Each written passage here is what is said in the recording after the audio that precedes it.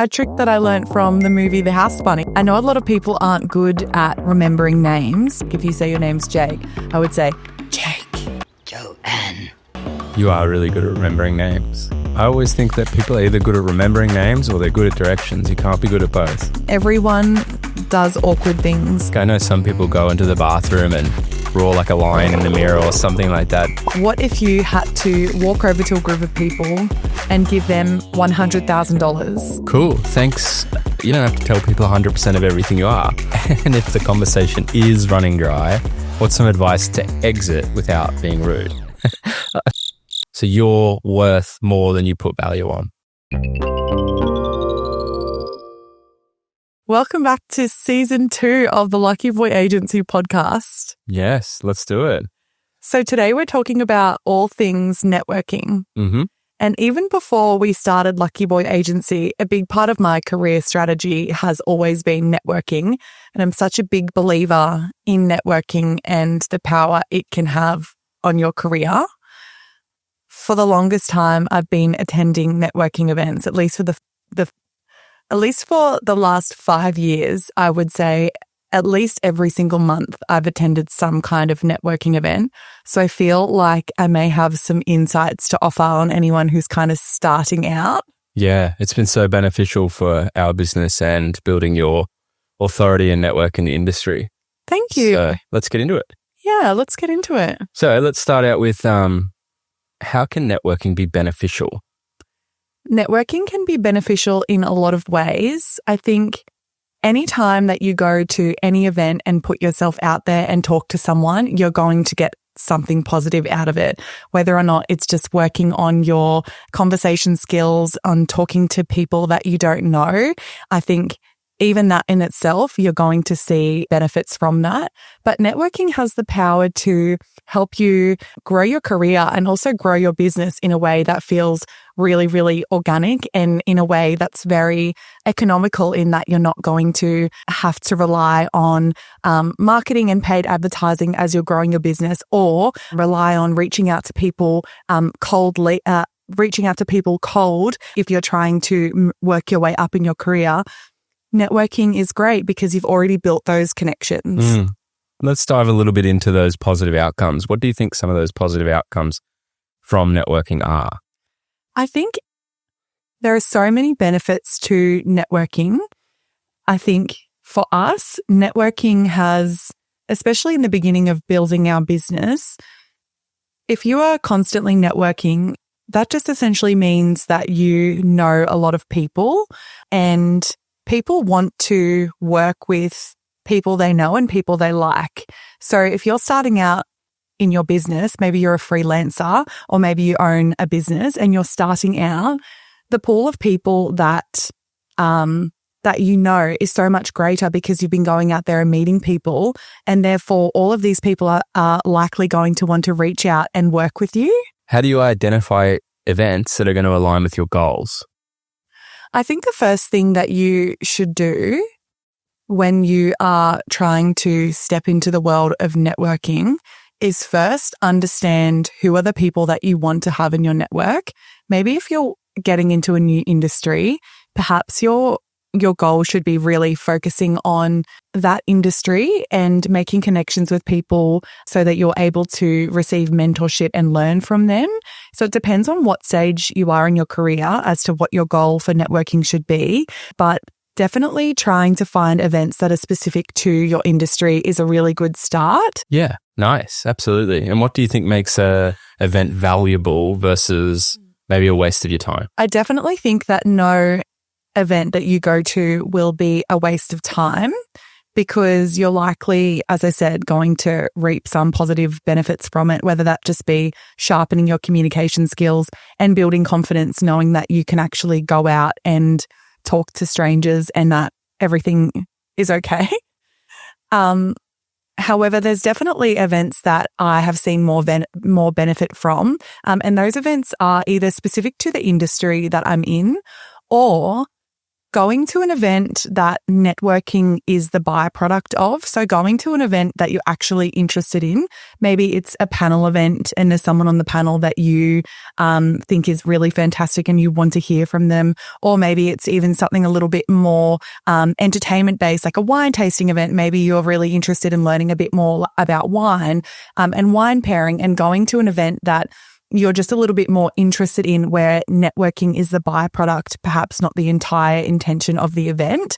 And that way, no matter what, if your focus is just on having fun, enjoying the event and meeting people, you're not really going to walk away feeling disappointed.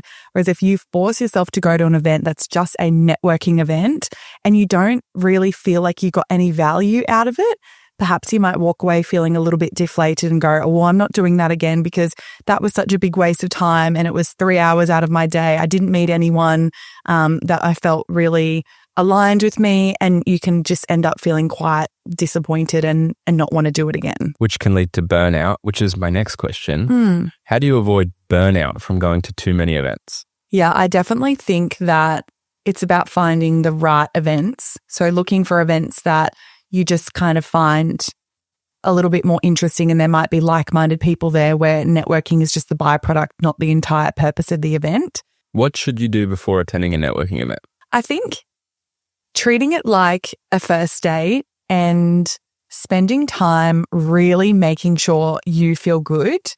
So taking the time to make sure that you're comfortable in the clothes that you're wearing, making sure you're not rushed after work, allowing yourself enough time to get ready so that you're not feeling stressed and rushed and anxious. So what essentials should you bring with you?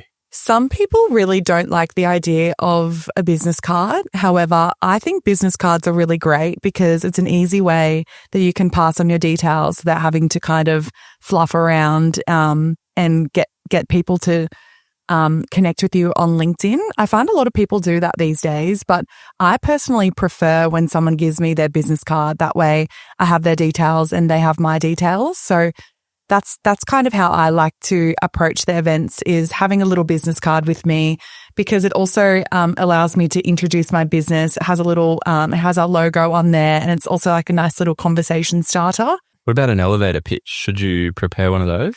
Yeah, I think it's a really good idea to have something prepared when someone asks you what is it that you do, because oftentimes if you don't have that prepared, you might sort of start to ramble on a little bit about what it is that you do, and people can get a little bit lost or sense that you're not confident in it.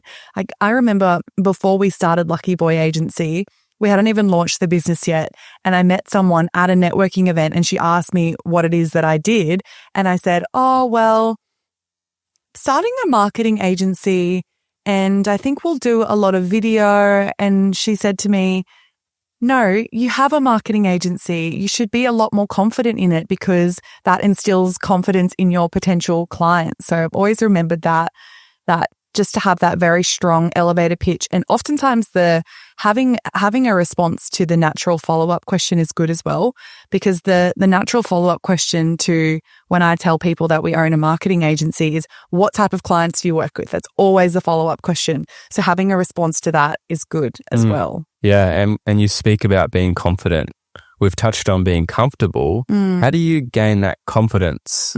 Is it just time in the field, or is there some secrets? Yeah, confidence is definitely everything when you go to a networking event, and just remembering that everyone is there for that purpose. So it's not the same as approaching someone at a bar or at a restaurant or at an event that there's not networking involved. It's a different environment. People are a lot more susceptible to it because they're literally there for that event. I think it's a good idea to attend these events, especially in the beginning, by yourself, because it definitely forces you to go out there and make the first move. If you do attend those first few events, or if you attend networking events with a friend, it's a lot easier to be a lot more just comfortable staying with that friend, which is nice. And maybe it is a good idea if you're really nervous. But if you do attend these events by yourself, then you're quite literally forced to go and talk to people, which is super uncomfortable.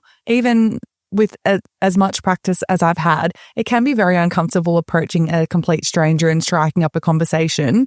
But yeah, I think confidence just comes with time. Now, do you have a secret technique? I know some people go into the bathroom and roar like a lion in the mirror or something like that. Do you have any of those? I don't have any secret techniques, but I always find that there's no point me going to an event if I'm feeling shit. I invest time in making sure I feel good. And that for me is making sure my hair is nice, that my makeup's done, that I'm not rushed, that I'm not hot and sweaty, that I, on the way there, listen to my favorite music and pump myself up in that way. So I'm feeling really good and I'm feeling really like myself.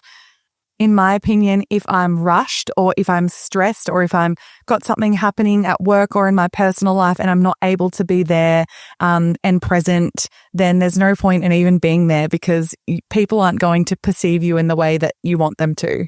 Yeah, I love it. So you've got to be in the right headspace. Yeah, that's the most important thing out of anything is just making sure that you're in the right headspace and whatever you need to do to get there, whether that means taking the morning off work or just making sure if you even want to buy yourself a new outfit or something, just anything to make sure that you're feeling good about yourself. The same as if you were going on a first date, you wouldn't rock up to a first date like in an outfit that you weren't comfortable in and rush to get there. You just wouldn't feel good and the date wouldn't go well. So it's the same as networking, is you want to put your best foot forward and feel confident and comfortable in yourself. And that way, that's how you're perceived. Yeah, that's really good advice. Now, when you're at the event, do you have any tips for how you might approach someone? One really good thing to remember at any event is making sure you always keep one hand free so that as you're kind of walking around the room, any point, if you do meet someone, you don't have to shuffle things around in order to shake someone's hands. You're kind of ready to do that. Always chat to the host in the beginning of the event. And then from there, kind of look around and see if there's someone that I feel is approachable. And I don't really understand what makes people approachable versus not, but I'll always try and find someone that I see as approachable and then go up and introduce myself and ask them a lot of questions instead of talking at them, and remember to sort of listen to what they're saying and not kind of bring that nervous energy and try to talk at them, but just ask them questions and just get to know them in an organic way. Do you have an icebreaker? Do you have something that starts the conversation or just whatever goes? I'll always kind of have a few things to talk about, whether there's a few things that are happening in the world or happening in my week. I'll always kind of have a few anecdotes up my sleeve so that the conversation doesn't run dry. And if the conversation is running dry, what's some advice to exit without being rude? Being a good networker is having the skill to approach people, talk to people, get to know people in an authentic way, but also be able to move around the room successfully as well. And the way I do that is instead of saying something like, anyway, or, well, it was nice to meet you, but I'm going to go and talk to other people now, I'll always just say something like, oh, I'm just going to go get a drink. Do you want something? And just move away in that way. Or I've just seen someone that I know, I'm going to go and chat to them. It was so nice to meet you. I'll catch up with you soon. So yeah, I think you would never want someone to feel like you were leaving their conversation because you thought they were boring or you wanted to get away from them. But yeah, you definitely don't want to fall into the trap of just sticking with one person the whole entire night. Yeah. Now you speak about moving around the room successfully. How might you do that if it's a seated event? That's a good question. Seated events can be really tricky because you could find yourself sitting at one table the entire time. I always like to get up and move around where I can. And I think the first part to that is making sure you arrive on time, because there's typically a bit of time in the beginning where people are walking around and mingling before you're actually seated. But then throughout the day, getting up and walking over to the bar or walking over to another table, especially if there's someone that you know, and kind of walking over to their table and approaching them. Of course, as long as there's no one up on stage talking, that's completely acceptable and expected to go around and chat to people. So I think it is a little bit more intimidating when people are sitting down, but you definitely can still go and approach someone and say a quick hello. How do you take the lead in the conversation? Is it a matter of asking questions, or is there some techniques to being the lead in a conversation? I definitely don't ever want to lead the conversation. I more just approach these events looking to meet people and make a genuine connection. So just talking to them as they're a human being and getting to know them. What's the best way to follow up with someone after an event? It's very important to follow up with someone once you've met them at an event. And I think the best way to do that is once you've made that connection on LinkedIn or on Instagram, just send them a message and say, it was so nice to meet them. If you've met someone and you really think there's an opportunity to work together right away, then send them an email or send them a message on LinkedIn and ask to get a coffee with them. Or if they're really busy, perhaps you could even set up a meeting on Teams or on Google Meet to continue your conversation. But I think if it's just someone that was a really great connection, send that message, say it was so great to meet you. And then what I like to do is just to kind of comment on their LinkedIn post just to sort of keep front of mind. And then also saying Merry Christmas, saying Happy Birthday, that kind of thing is nice. Not over the top, but just, hey, I'm still here. Merry Christmas, Happy New Year, that kind of thing. I think just nice. Keeping in touch without being too much. Absolutely. Yeah. Do you have some do's and don'ts of networking? When you're starting out with networking, the first thing that I would recommend you do is decide who you want to have in your network and find events that will allow you to grow your network at whatever stage you're in. So if you're starting out in the industry, perhaps you want to meet people that are already in that industry that you can learn from. But if you own a business and you're looking to grow your client base, perhaps it's a good idea to figure out who those clients might be and attend events that they might be going to. And some don'ts? Don't drink too much. I think it's a good thing to remember that everyone does awkward things at networking events. I've done my fair share of extremely awkward things and said some very awkward things at networking events.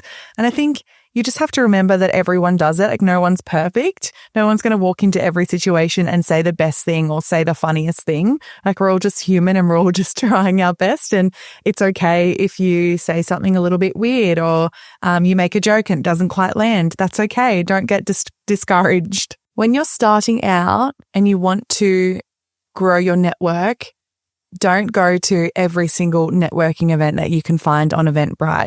Spend the time researching, look on the social media and make sure that it's the right event for you, because if you're going to all of these different events that are not the right fit for you, you're just going to burn yourself out and you're going to end up feeling deflated and disappointed and say that you hate networking events. But they can be really fun if they're done the right way. My advice is always just to look for events that you would enjoy going to, whether that be a wine tasting event or an industry event or a panel event or something like that.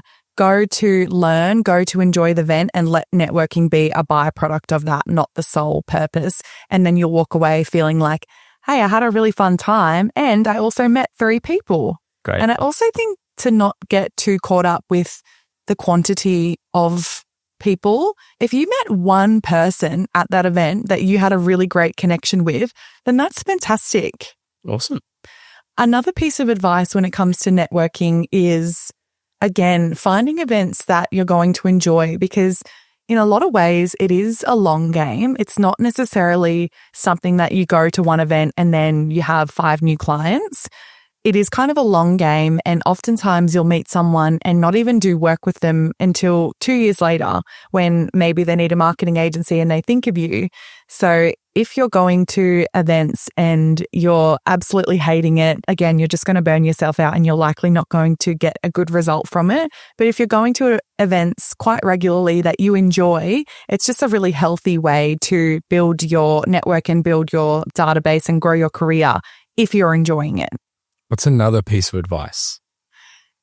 Try and remember people's names. I know a lot of people aren't good at remembering names, but there's a couple of techniques that I use that help me remember people's first name. So if someone tells me their name, which is a challenging thing when you're at a networking event because there's so many things happening, you kind of do forget to listen. So when someone tells me their first name, I'll always say it back in my head. Like if you say your name's Jake, I would say, Jake. But just in my head, which is a trick. A trick that I learned from the movie The House Bunny. Every time someone tells her name, she says it back to them in that voice, and it really helps. Oh, but she says it. You just say it in your head. I just say it in my head because otherwise people would think I'm a freak. Another way that I try and remember people's names is when someone tells me their first name, like someone told me their first name today in the gym and they said their name was Margaret. And straight away I thought of the Lana Del Rey song Margaret, and then I attributed her first name to that song. So now I'll never forget it. And I'll remember that girl's name for the rest of my life. She probably doesn't even remember mine, but I will never forget that her name is Margaret because I made that connection in my head. So that's what works for me. And I think it's a really powerful thing if you can call someone by their first name, because it tells that person that you were interested and you were listening to them and that you value the connection. You are really good at remembering names. Yeah, because I do that thing. I always think that people are either good at remembering names or they're good at directions. You can't be good at both. That's a good theory. Because I'm not good at directions. But try it next time. When someone says, hi, my name is Carly, you go, Carly, in your head, and you won't forget it. Oh, but what if I accidentally say it out loud? Give me a name, any name. Charlotte. I would either think Good Charlotte or Charlotte's Web or something like that. And I would lock that into my brain and never forget their name. Just associate it with something fun. Yeah, just associate it with something and then you won't forget it. I like that technique. Oh, my biggest tip for networking is don't be afraid to approach people. Like I said earlier, it's not like you're going up to someone in a shopping center who doesn't want to talk to you. You're going up and talking to someone who's at a networking event or at an event where people are open to meeting each other. So don't be shy. Go up and introduce yourself. I saw this video years ago, and the concept of the video was, what if you had to walk over to a group of people and give them $100,000? You had $100,000, okay, a check or cash, and all you were tasked to do was to walk over to this group of people and say, here is $100,000. Here you go. And then walk away. Would you feel so confident and excited to do that? Yeah, of course. Well, this video said your presence is the same as giving people $100,000. So you can feel confident that you're going to bring that much value that you can walk over to someone and say, I mean, it's depends on how you take it. But I took it as everyone's presence, and everyone has so much value to bring in any conversation, unique insights and perspectives. So, yeah, I think you're so valuable. So remember that when you go over to approach people. Yeah, I love that. I think people don't understand the value that they have. It's the exact same concept of, if I gave you a $10,000 gold bar and then told you to go sell it for $7,000, you'd have no problem doing that. And in the same sense, selling yourself in that situation is a $10,000 gold bar. So you're worth more than you put value on. Cool. I love that. You only have to pitch yourself at 70% of what you're actually worth. Like, you don't have to tell people 100% of everything you are. So why do you struggle in a situation where you only have to sell yourself for $7,000? Another great tip is, if you are going to an event that they provide you with the attendee list before you arrive, it's always a good idea to research those companies and kind of get a feel for the people that you're about to meet, just so that you know a little bit more about their company and their industry, and it gives you a little bit more confidence to go and chat to them. Yeah, there's nothing more impressive when someone's done their research, done their homework on you, and they say, how'd you go with your podcast or whatever? And you go, oh, wow, okay. Yeah, absolutely. Yeah. Also remember that it is a long game, so don't expect to go to an event and walk away with 5 new clients. I mean, it could happen, but it's a game of just meeting people and introducing yourself. And I always think when I go to those events that I've told 5 new people who I am, what I do, and about Lucky Boy. And that's so cool because those 5 people didn't even know I existed beforehand. So that's a success. That was a really valuable chat. I hope the viewers got something out of that, because I certainly did. Anything else you'd like to add before we wrap it up? Yeah, I think make sure you feel really good in yourself. Be as prepared as you can with looking at the attendee list, and also making sure you have that elevator pitch down pat is always good. And perhaps a response to the inevitable follow-up question that always comes. Make sure you're finding the right events for you so that you're not feeling burnt out going to too many events, and find events that you just really genuinely enjoy going to, so that you always walk away feeling like you had a great time. And if you made some great connections, then that's amazing. In those first few networking events, try and push yourself to go by yourself, because it's going to force you to go and make connections with people and not feel comfortable just sticking with that one person that you came to the event with. The beauty of networking events is you never know who you might meet. Someone that you met at a networking event 6 months ago might need a marketing agency and think of you, and they liked meeting you, they liked your personality, and that might lead to some really amazing work. Amazing. Well, if you enjoyed this episode, you know what to do. Subscribe, follow. We'll be putting out some more this year. So thanks so much for watching.